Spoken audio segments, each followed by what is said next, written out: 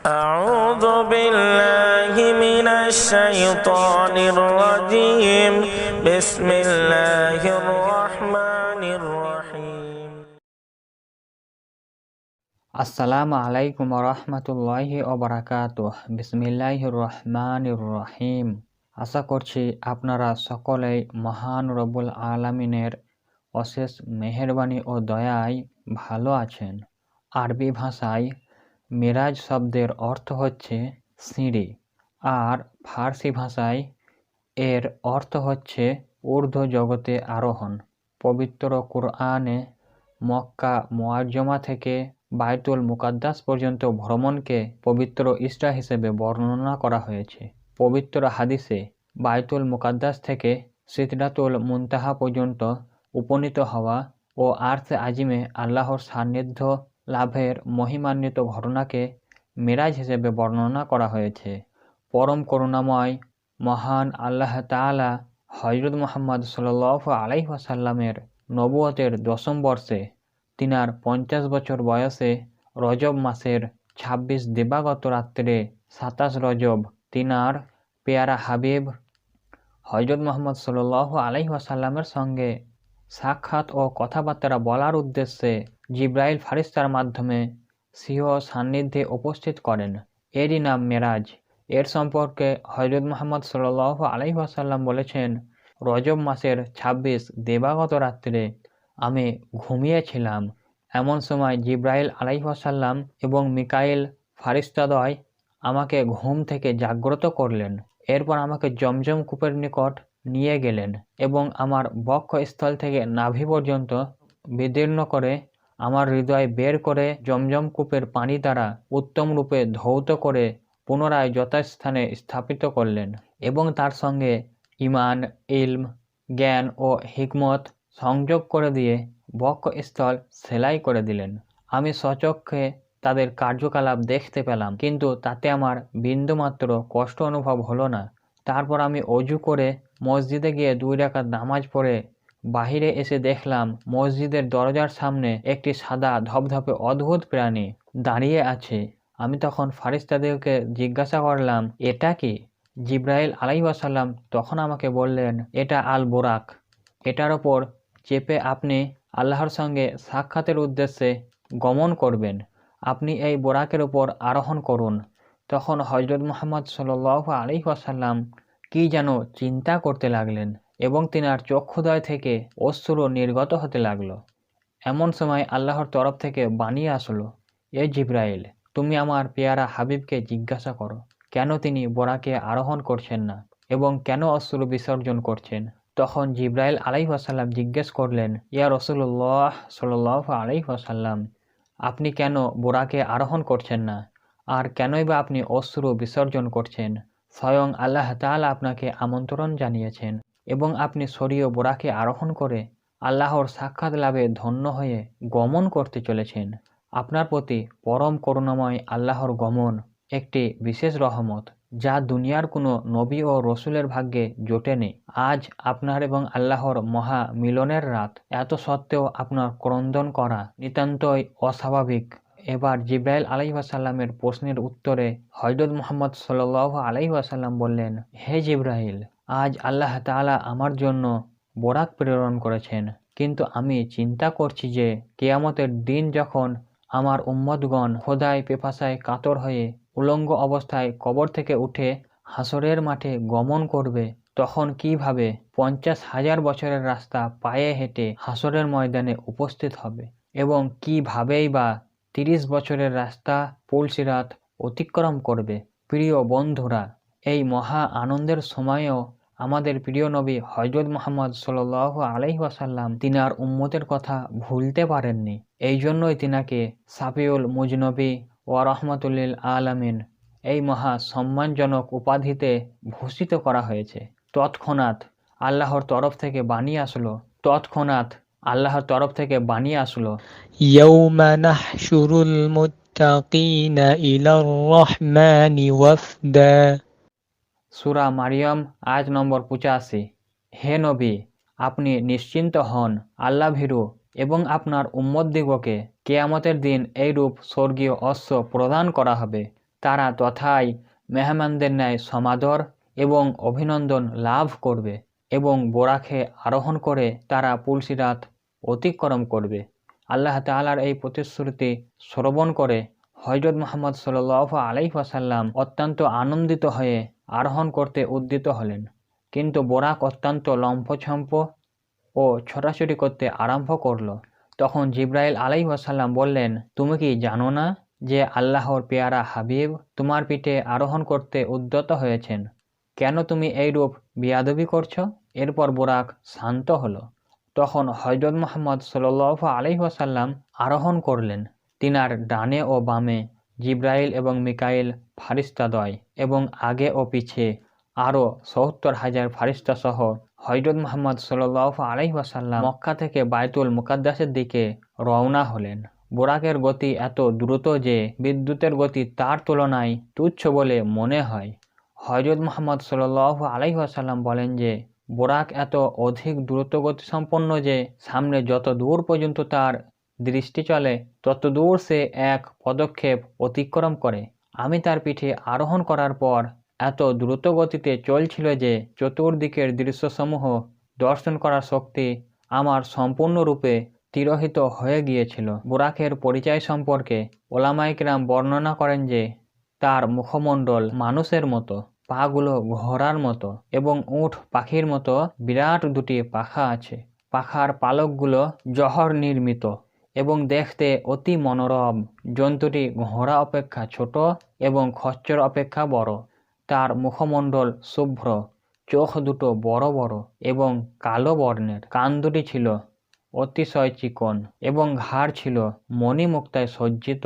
হযরত মুহাম্মদ সাল্লাল্লাহু আলাইহি ওয়াসাল্লাম বোরাকে আরোহণ করা মাত্র বিদ্যুতের গতিতে সেটা ছুটে চলছিল। কিছু দূর অগ্রসর হওয়ার পর হযরত মুহাম্মদ সাল্লাল্লাহু আলাইহি ওয়াসাল্লামের বোরাক একটি বিরাট খেজুরের বাগানের ভিতর দিয়ে গমন করতে লাগলো। জিবরাইল আলাইহিস সালাম বললেন, ইয়া রাসূলুল্লাহ সাল্লাল্লাহু আলাইহি ওয়াসাল্লাম, আমি বোরাককে থামাচ্ছি, আপনি এখানে অবতরণ করে 2 রাকাত নামাজ আদায় করুন। বোরাক যখন থামল তখন হযরত মুহাম্মদ সাল্লাল্লাহু আলাইহি ওয়াসাল্লাম অবতরণ করে 2 রাকাত নামাজ আদায় করলেন। তারপর জিবরাইল ফারিস্তা তিনাকে বললেন, ইয়া রাসূলুল্লাহ সাল্লাল্লাহু আলাইহি ওয়াসাল্লাম, আপনি কি জানেন এটা কোন স্থান? এটাই সেই পবিত্র ভূমি মদিনা। কাফেরদের অত্যাচারে অতিষ্ঠ হয়ে আপনি মক্কা থেকে যেখানে হিজরত করবেন, এটাই সেই স্থান। এরপর হযরত মুহাম্মদ সাল্লাল্লাহু আলাইহি ওয়াসাল্লাম আরও কিছু দূর অগ্রসর হয়ে তিনি মিশরে উপস্থিত হলেন। এক স্থানে জিবরাইল আলাইহিস সালাম বোরাককে থামিয়ে বললেন, ইয়া রাসূলুল্লাহ সাল্লাল্লাহু আলাইহি ওয়াসাল্লাম, এই স্থানে একজন মহিষী মহিলার কবর আছে, আপনি এখানে অবতরণ করে 2 রাকাত নামাজ আদায় করুন। তখন হযরত মুহাম্মদ সাল্লাল্লাহু আলাইহি ওয়াসাল্লাম সেখানে অবতরণ করে 2 রাকাত নামাজ আদায় করলেন। তারপর হযরত মুহাম্মদ সাল্লাল্লাহু আলাইহি ওয়াসাল্লাম জিজ্ঞাসা করলেন, হে জিবরাইল, এই স্থানটির নাম কি? আর এই স্থানে কিসের একটা যেন অপূর্ব সুগন্ধি পাচ্ছি, এটা কিসের সুগন্ধি? জিবরাইল আলাইহিস সালাম উত্তরে বললেন, ইয়া রাসূলুল্লাহ সাল্লাল্লাহু আলাইহি ওয়াসাল্লাম, এই স্থানের নাম মাদাইন। এখানে হযরত শুআয়ব আলাইহিস সালামের জন্ম ও বাসস্থান। এখানে মহাপাপী ফিরআউনের স্ত্রী পরমা পুণ্যবতী বিবি আসিয়ার কবর আছে এবং সেই কবর থেকে আপনি বেহেশতের সুগন্ধি পাচ্ছেন। সেখান থেকে রওনা হয়ে আরও কিছু দূর গমন করার পর জিবরাইল আলাইহিস সালাম বললেন, ইয়া রাসূলুল্লাহ সাল্লাল্লাহু আলাইহি ওয়াসাল্লাম, এখানে অবতরণ করে 2 রাকাত সালাত আদায় করুন, কারণ এখানে হযরত মূসা আলাইহিস সালাম এবং আল্লাহর সঙ্গে কথোপকথন হয়েছিল। এটাই তো রেসিনা। হযরত মুহাম্মদ সাল্লাল্লাহু আলাইহি ওয়াসাল্লাম সেখানে অবতরণ করে 2 রাকাত নামাজ আদায় করলেন এবং সামনের দিকে এগিয়ে গেলেন। আরও কিছু দূর গমন করার পর হযরত মুহাম্মদ সাল্লাল্লাহু আলাইহি ওয়াসাল্লাম মূল্যবান পোশাক পরিচ্ছদে সুসজ্জিত একজন পরম সুন্দর যুবককে দেখতে পেলেন। যুবকটির শরীর থেকে এক অপূর্ব সুগন্ধি নির্গত হয়ে চতুর্দিকে ছড়িয়ে পড়ছিল। যুবকটি অত্যন্ত আদবের সঙ্গে হযরত মুহাম্মদ সাল্লাল্লাহু আলাইহি ওয়াসাল্লামের দিকে অগ্রসর হয়ে ওনাকে সালাম করে অদৃশ্য হয়ে গেল। যুবকটিকে দেখা মাত্রই তার প্রতি হযরত মুহাম্মদ সাল্লাল্লাহু আলাইহি ওয়াসাল্লামের স্নেহের উদ্রেক হয়েছিল এবং সে অদৃশ্য হয়ে যাওয়ায় তিনি মনে ব্যথিত হয়ে জিজ্ঞাসা করলেন, হে জিবরাইল, এই যুবকটি কে এবং কেনই বা আমাকে সালাম জানিয়ে অদৃশ্য হয়ে গেল? জিবরাইল আলাইহিস সালাম উত্তরে বললেন, ইয়া রাসূলুল্লাহ সাল্লাল্লাহু আলাইহি ওয়াসাল্লাম, যুবকটি প্রকৃতপক্ষে কোনো মানুষ নয়, সেটি মানব রূপে ইসলাম ধর্ম আপনাকে সাধু সম্বোধন জানাতে এসেছিল। তার প্রতি আপনার মনে যেমন একটা স্নেহের আকর্ষণ সৃষ্টি হয়েছে, আপনার প্রকৃত উম্মতগণের মনে, আপনার উম্মতের মনেও সেই রূপ স্নেহের আকর্ষণ সৃষ্টি হবে। এমনকি তারা ইসলামের জন্য স্বীয় মাল জান উৎসর্গ করতে বিন্দুমাত্র পিছুপা হবে না। তারপর আবার কিছু দূর অগ্রসর হওয়ার পর জিবরাইল আলাইহিস সালাম বললেন, আপনি এখানে অবতরণ করে আরও 2 রাকাত সলাত আদায় করুন। এখানে হযরত ঈসা আলাইহিস সালাম ভূমিষ্ঠ হয়েছিলেন। হযরত মুহাম্মদ সাল্লাল্লাহু আলাইহি ওয়াসাল্লাম সেখানে অবতরণ করে 2 রাকাত সলাত আদায় করলেন এবং পুনরায় রওনা দিলেন। আরও কিছু দূর অগ্রসর হওয়ার পর হযরত মুহাম্মদ সাল্লাল্লাহু আলাইহি ওয়াসাল্লাম বাইতুল মুকাদ্দাসে পৌঁছালেন। সেখানে অগণিত ফারিস্তা তিনাকে আসসালামু আলাইকুম ইয়া নবিউল আওয়ালিন ওয়াল আখিরিন এই বলে সালাম জানালেন। তারপর যাবতীয় নবী ও রসুলদের রূহ সেখানে অবতীর্ণ হয়ে তিনাকে সালাম জানালেন।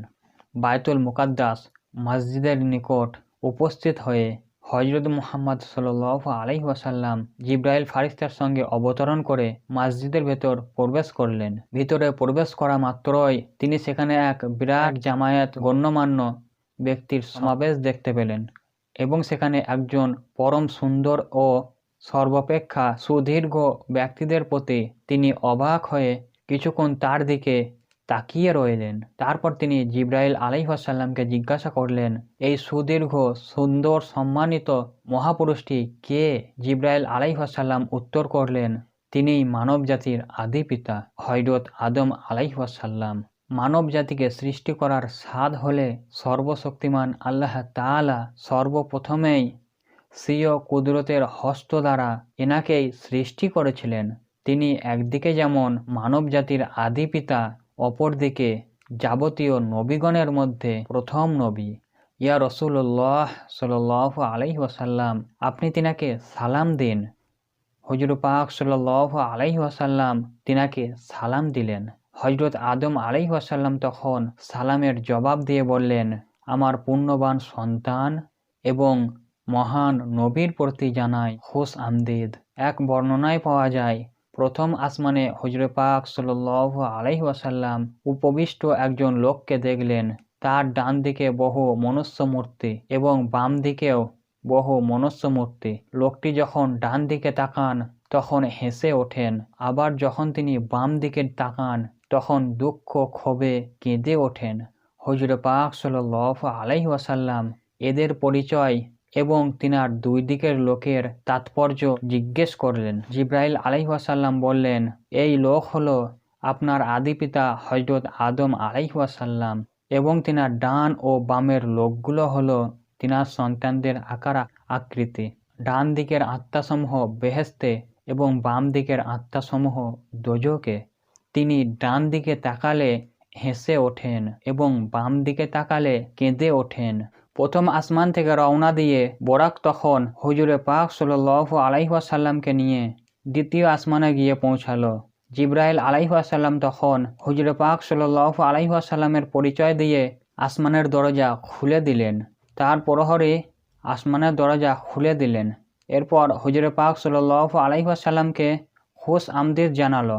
দ্বিতীয় আসমানে হুজুরে পাক সাল্লাল্লাহু আলাইহি ওয়াসাল্লাম তখন ইয়াহিয়া আলাইহিস সালাম এবং হযরত ঈসা আলাইহিস সালামকে দেখতে পেলেন। জিবরাইল আলাইহিস সালাম তখন তিনাদের পরিচয় করিয়ে দিয়ে হুজুরে পাক সাল্লাল্লাহু আলাইহি ওয়াসাল্লামকে বললেন, ইনাদের সালাম দিন। তিনি সালাম দিলেন এবং তিনারাও সালামের জবাব দিয়ে বললেন, আমাদের পুণ্যবান ভাই এবং মহান নবীর প্রতি খুশ আমদিদ। এরপর হুজুর পাক সাল্লাল্লাহু আলাইহি ওয়াসাল্লাম এবং জিবরাইল আলাইহিস সালাম সহ বোরাকের মাধ্যমে তৃতীয় আসমানে পৌঁছালেন। সেখানে দরজা খোলার পর তার প্রহরীগণ হুজুর পাক সাল্লাল্লাহু আলাইহি ওয়াসাল্লামকে খুশ আমদিদ জানালেন।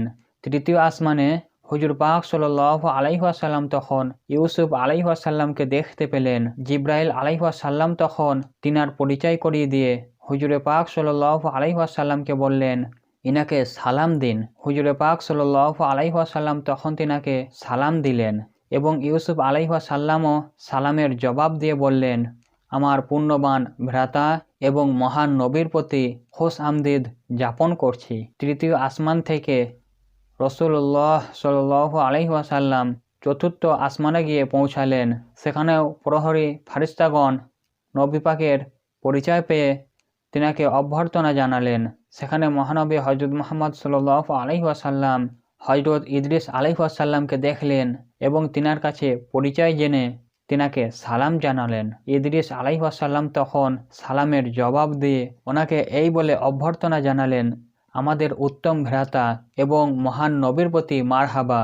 চতুর্থ আসমান থেকে মহানবী হযরত মুহাম্মদ সাল্লাল্লাহু আলাইহি ওয়াসাল্লাম একইভাবে পঞ্চম আসমানে পৌঁছালেন এবং সেখানেও একই রূপে সম্বর্ধনা লাভ করলেন। পঞ্চম আসমানে তিনি হযরত হারুন আলাইহি ওয়াসাল্লামকে দেখলেন এবং তিনাকে সালাম দিলেন। হারুন আলাইহি ওয়াসাল্লাম সালামের জবাব দিয়ে তিনাকে সেরা রসুল এবং মহান নবীর প্রতি খোশ আমদিদ জানালেন, ওনাকে সাদর অভ্যর্থনা জানালেন। এরপর পঞ্চম আসমান থেকে হুজুর পাক সাল্লাল্লাহু আলাইহি ওয়াসাল্লাম ষষ্ঠ আসমানে যথারীতি পৌঁছে গেলেন এবং সেখানে একইভাবে দরজা খুলে ভেতরে প্রবেশ করলেন এবং একইভাবে সাদর অভ্যর্থনা লাভ করলেন। সেখানে হযরত মূসা আলাইহি ওয়াসাল্লামকে দেখতে পেলেন। হযরত জিব্রাইল আলাইহি ওয়াসাল্লাম মারফত তার পরিচয় লাভ করে তিনাকে সালাম দিলেন।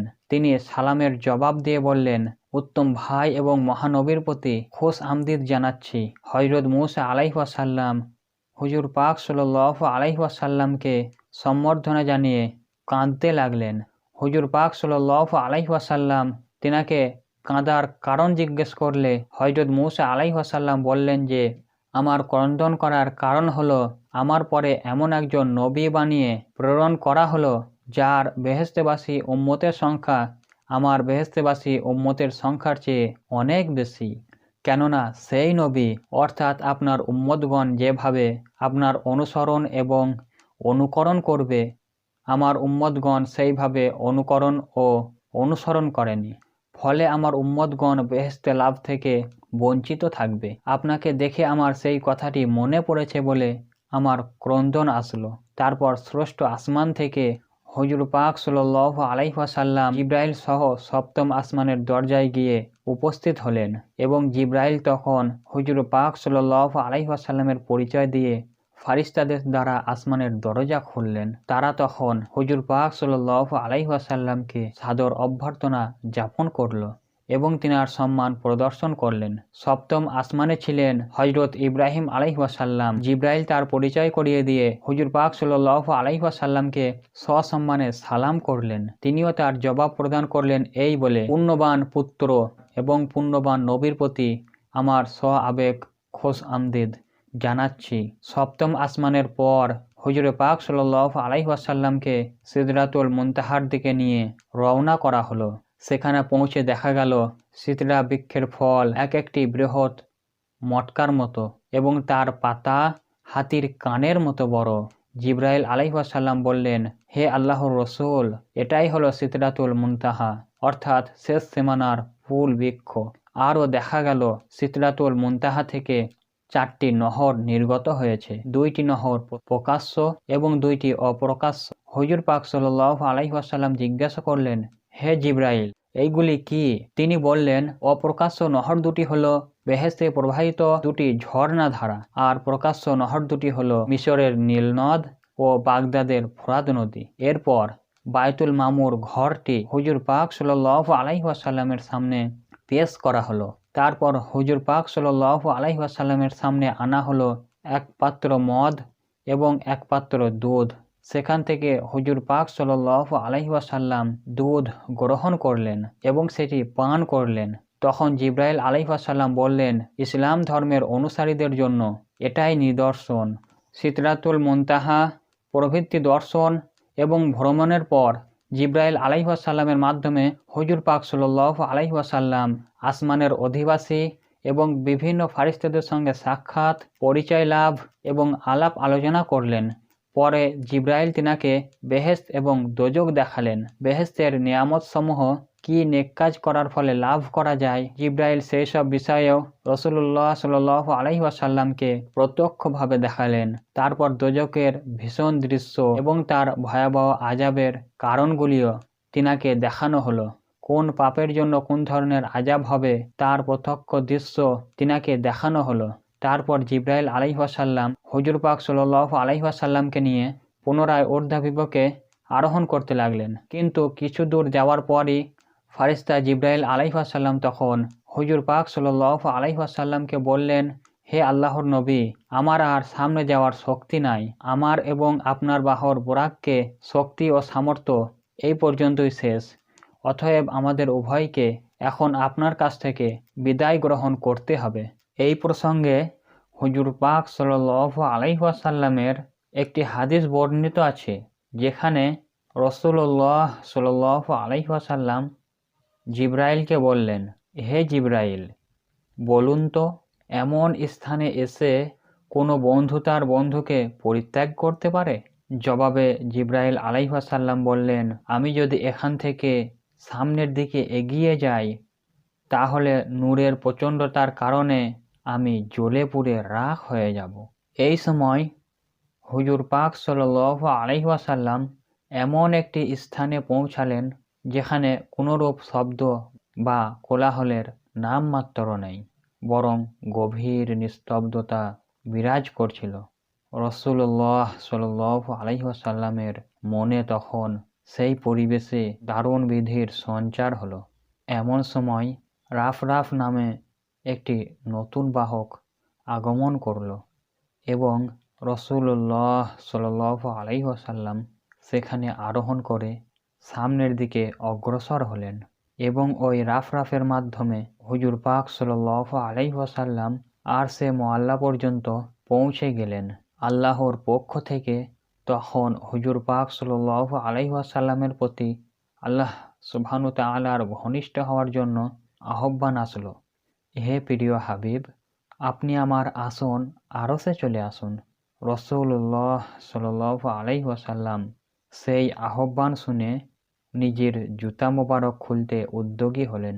তখন আল্লাহ বললেন, আপনাকে জুতা খুলতে হবে না, আপনি জুতা পায়ে রেখেই আগমন করুন।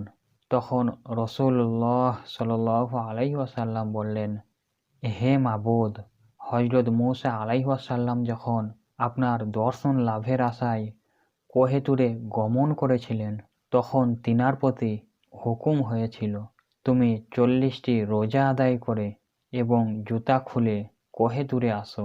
কোহে তুর অপেক্ষা লক্ষ গুণ বেশি মর্যাদা এই স্থানের, অতএব আমি পায়ে জুতা রেখে কেমন করে এই স্থানে আসব? আল্লাহ সুবহানাহু তাআলা বলেন, হে প্রিয় হাবিব, মূসার প্রতি জুতা খুলবার আদেশ দেওয়া হয়েছিল এই জন্য যে কোহে তুরের মাটি তার পায়ে লাগিয়ে তার মর্যাদা বৃদ্ধি করেছি, আর আজ আমি আপনার জুতার ধুলি লাগিয়ে আরশের মর্যাদা বৃদ্ধি করতে চাই। এরপর রাসূলুল্লাহ সাল্লাল্লাহু আলাইহি ওয়াসাল্লাম তিনার জুতা মোবারক পায়ে রেখেই আরশে মুআল্লায় গিয়ে আসন গ্রহণ করলেন। ভিডিওটি যদি ভালো লাগে তাহলে লাইক, কমেন্ট এবং শেয়ার করে দিবেন। আর এই চ্যানেলে নতুন হলে চ্যানেলটি অবশ্যই সাবস্ক্রাইব করে পাশে বেল আইকনটি ক্লিক করে দেবেন। আমার সমস্ত ভিডিওগুলি কপিরাইট ফ্রি। এই video YouTube channel, Facebook page অথবা অন্য কোনো জায়গায় আপলোড দিতে পারেন। স্ক্রিন রেকর্ড করে আপলোড দিবেন, না হলে সরাসরিও আপলোড দিতে পারেন, আমি কপিরাইট দিব না।